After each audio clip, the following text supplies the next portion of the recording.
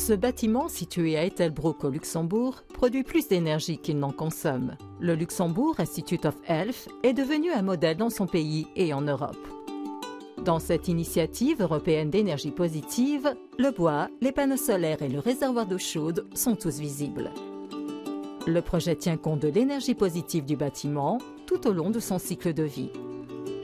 Je pense que les bâtiments peuvent vraiment durer au-delà des 50 ans. On veut vraiment être positif en incluant l'énergie grise, donc nécessaire à la construction du bâtiment et à la démolition du bâtiment. Il a gagné un prix européen pour l'intégration des énergies renouvelables.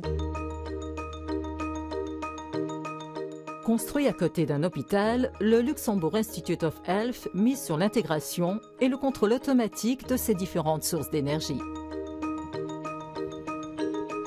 Les 430 étudiants, 16 salles de cours et 6 laboratoires se trouvent sous le même toit, entièrement composé de panneaux photovoltaïques. Le bâtiment produit le double de l'électricité dont il a besoin. L'autre élément clé de ce projet pilote est le chauffage, grâce à ce réservoir d'eau chaude installé verticalement.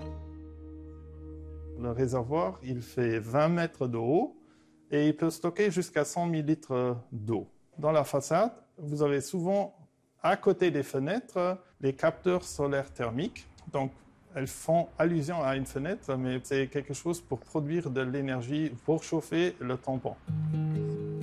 Le budget total du bâtiment s'élève à 29 millions d'euros, dont 28 millions ont été financés par le Luxembourg et 1 million par la politique de cohésion de l'Union européenne.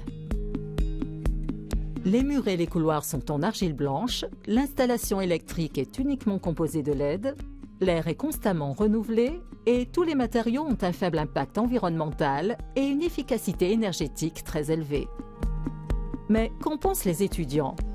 On respire mieux et il ne fait pas trop chaud, il ne fait pas trop froid, donc c'est vraiment une température exacte qu'on a besoin aussi pour étudier, pour qu'on reste concentré. Depuis sa construction en 2019, le centre n'a pas pris une ride selon son directeur adjoint, qui est fier des infrastructures du bâtiment. L'atmosphère dans les classes est toujours très agréable au niveau de la température, au niveau de l'humidité, de l'acoustique.